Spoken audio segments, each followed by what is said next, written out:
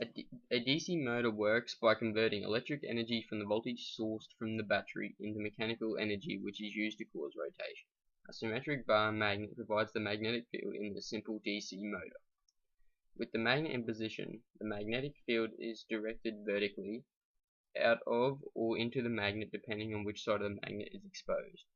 When the rotor sits in the paperclip supports so that the plane of the loop is oriented vertically, the top and bottom sections of the loop act as current carrying wires in the region of a magnetic field.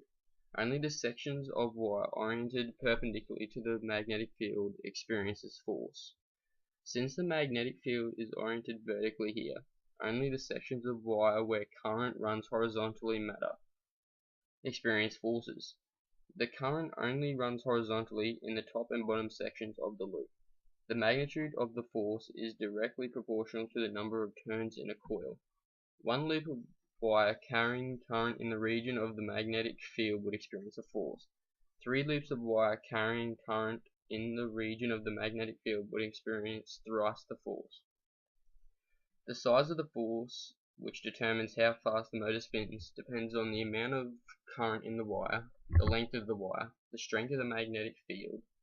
The rotor is given a nudge so that the stripped section comes into contact with the paperclip support. The circuit is complete, current flows, and the rotor experiences a torque in the direction determined by the right-hand rule. The rotor completes one half of a turn and then the circuit is broken as the paperclip supports comes into contact with a non-stripped section of wire.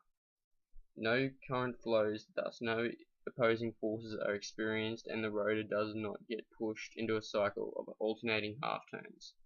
Instead, the inner from the initial half turn carries the rotor the rest of the way around it until it has completed a single turn. At this point, the stripped section of rotor again comes into contact with the paperclip support, completing the circuit and beginning the cycle again. The rotor spins continuously, providing a working motor.